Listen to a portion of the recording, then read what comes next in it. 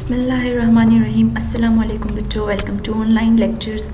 आज का जो टॉपिक है हमारा एसएलओ नंबर है हमारा 7.6.1 और 7.6.2, जिसमें हमें डिफ़ाइन करना है कोरोजन को और describe the rusting of iron is example of corrosion. ठीक है, सबसे पहले हम क्या करेंगे, कोरोजन को डिफ़ाइन करेंगे कि कोरोजन होता क्या है। देन हम एग्जांपल बताएंगे कि रस्टिंग ऑफ आयरन, आयरन के अंदर कोरोजन का प्रोसेस होता है कैसे। कोरोजन एक स्लो प्रोसेस होता है और कंटिन्यूस होता है, eating away of metal by surrounding medium. Surrounding medium से, ठीक है, जो मेटल होता है उसको एक तरह से खा जाना बहुत स्लो प्रोसेस और कंटिन्यूस प्रोसेस होता है, जिसकी वजह से क्या हो जाता है, जो मेटल होता है वो सराउंडिंग की वजह, सराउंडिंग मीडियम की या सराउंडिंग एनवायरनमेंट की वजह से इफेक्ट होता है। It is redox chemical reaction. Redox chemical reaction means कि ऑक्सीडेशन रिडक्शन उसमें क्या होता है इस प्रोसेस, कोरोजन के प्रोसेस के दौरान। रिडॉक्स केमिकल रिएक्शन कैसे होता है हमारे पास, जब एयर जो होता है हमारे सराउंडिंग में और मॉइस्चर जो होता है वो रिएक्ट कर जाता है किस चीज़ के साथ, मेटल के साथ, तो प्रोसेस होता है हमारे पास कोरोजन का। मोस्ट कॉमन एग्जांपल कोरोजन है हमारे पास रस्टिंग ऑफ आयरन की। अब हम रस्टिंग ऑफ आयरन में देखेंगे कि आयरन को एक्चुअली जंग लगता कैसे है और कौन सा केमिकल रिएक्शन होता है। ठीक है, सबसे पहले देखते हैं बच्चों कि रस्टिंग ऑफ आयरन होती कैसे है। कोरोजन हमें पता है कि एक जनरल टर्म होता है, जब कोरोजन ऑफ आयरन की बात करते हैं तो उसको हम क्या कहेंगे, रस्टिंग कहेंगे। ठीक है, रस्टिंग कहते हैं गलना सड़ना, मीन्स के कोरोजन ऑफ आयरन को हम क्या कहेंगे, रस्टिंग कहेंगे। और रस्टिंग के प्रोसेस या कोरोजन के प्रोसेस के लिए हमारे पास कौन कौन सी रिक्वायरमेंट्स नीड हैं, वो कौन सी कंडीशंस नीड हैं। ठीक है, मॉइस्चर, जो हवा होती है हमारी नॉर्मली, उसके अंदर मॉइस्चर का होना ज़रूरी है। सिर्फ मॉइस्चर का होना ज़रूरी नहीं है, उसके अंदर प्रेजेंस ऑफ एयर भी होनी ज़रूरी है, या सिर्फ एयर का होना ज़रूरी नहीं है, एयर के अंदर मॉइस्चर भी होना क्या है हमारे पास ज़रूरी है। जब हम देखते हैं केमिस्ट्री के अंदर, ठीक है, रस्टिंग के प्रोसेस को, तो सबसे पहले हम क्या करते हैं, जो आयरन के ऊपर स्टेन्स और डेंट्स वगैरह सरफेस के ऊपर आयरन के बन जाते हैं, ठीक है, तो एक साइड, एक जगह प्रोवाइड करता है रस्टिंग के प्रोसेस के लिए या कोरोजन के प्रोसेस। स्टेन्स वगैरह होते हैं, दाग धब्बे, ठीक है, अभी हल्की सी जो गलना सड़ना एक डॉट जैसा स्टार्ट होता है, ठीक है, वहाँ से फिर डेंट्स वगैरह जो होते हैं, जो सरफेस ऑफ आयरन के ऊपर क्या करते हैं, जब ये चीज़ें पड़ जाती हैं, स्टेन और डेंट्स आयरन के सरफेस के ऊपर, तो वो एक जगह, एक इन्वायरमेंट प्रोवाइड कर देते हैं रस्टिंग या कोरोजन के प्रोसेस के लिए। और उस रीजन को हम क्या कहेंगे, एनोडिक रीजन। एनोडिक रीजन, जहाँ से रस्टिंग की शुरुआत होती है, उस रीजन को हम क्या कहेंगे, एनोडिक रीजन। एनोडिक रीजन में हमारे पास एक केमिकल रिएक्शन होता है, वहाँ पे ऑक्सीडेशन होती है। आयरन क्या करता है, अपने इलेक्ट्रॉन्स को लॉस करता है। ठीक है, आयरन जब अपने इलेक्ट्रॉन्स को लॉस करेगा, ऑक्सीडेशन होगी, वो जो रीजन होगा उसको हम एनोडिक रीजन कहेंगे। नेक्स्ट देखें, जो लॉस ऑफ इलेक्ट्रॉन होंगे, ठीक है, लॉस ऑफ इलेक्ट्रॉन की वजह से जो मेटल का सरफेस होगा वो क्या हो जाएगा, डैमेज होना स्टार्ट हो जाएगा।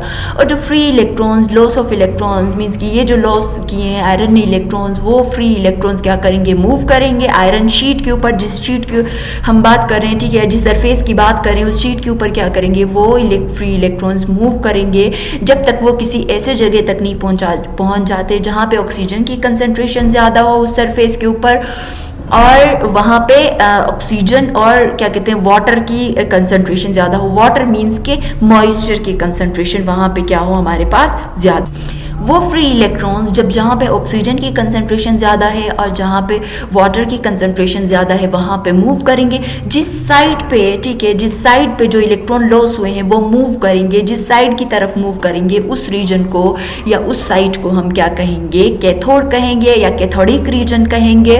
और इलेक्ट्रॉन्स क्या होंगे, रिड्यूस करेंगे। ठीक है, इलेक्ट्रॉन्स जो फ्री इलेक्ट्रॉन्स थे वो क्या करेंगे, ऑक्सीजन को रिड्यूस करेंगे, ऑक्सीजन के मॉलिक्यूल को, in the presence of H ion. ठीक है, अब ये ऑक्सीजन ने क्या किया, इस हाइड्रोजन के साथ रिएक्ट किया है, मीन्स के रिड्यूस किया है। रिड्यूस करने के रिजल्ट में जो वाटर मॉलिक्यूल है, देखें यहाँ पे हमारे पास वाटर मॉलिक्यूल बन गया।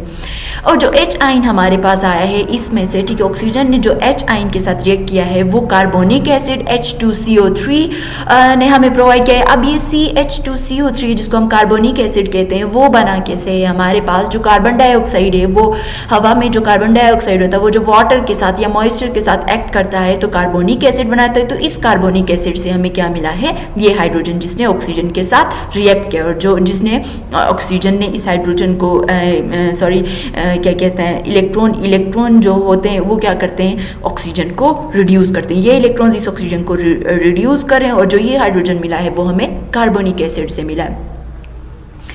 अब हमारे पास जिस रीजन में, ठीक है, जहाँ पे ऑक्सीजन की कंसंट्रेशन होगी उस रीजन में, इसीलिए ये जो कार्बोनिक एसिड है वो क्या करेगा, एक एसिडिक मीडियम प्रोवाइड करेगा किस चीज़ के लिए, रस्टिंग के प्रोसेस के लिए। तो ओवरऑल जो रिएक्शन होगा वो हमारे पास ये होगा कि ये आयरन जब ऑक्सीजन के साथ रिएक्ट करेगा और हाइड्रोजन हमें कार्बोनिक एसिड से मिलेगा, तो ये हाइड्रोजन क्या हो ये हमें आयरन मिलेगा, आयरन के साथ क्या मिल रहा है, वाटर मॉलिक्यूल। अब ये दोनों आपस में क्या करेंगे, रिएक्ट करेंगे in the presence of oxygen. ठीक है, आयरन ने जब रिएक्ट किया, ठीक है, रिएक्ट किया ऑक्सीजन के साथ और हवा में जो मॉइस्चर है उसके साथ, तो हमारे पास क्या बना, आयरन ऑक्साइड बना, साथ में वाटर मॉलिक्यूल और एच आयन। अब हमारे पास जो rust in layer of iron जो होगी वो पोरस होना स्टार्ट हो जाएगी, उसमें सुराख वगैरह बनना स्टार्ट हो जाएंगे, और हम उसको गलने सड़ने से या कोरोजन के प्रोसेस से रोक नहीं सकेंगे। तो rust in of iron continue होगी, जिस पीस ऑफ आयरन के ऊपर ये रस्टिंग स्टार्ट हुई है, ये देखें पूरा जो प्रोसेस है यहाँ पे हमारे पास इस डायग्राम में हमें रस्टिंग ऑफ आयरन में दिखाया गया है।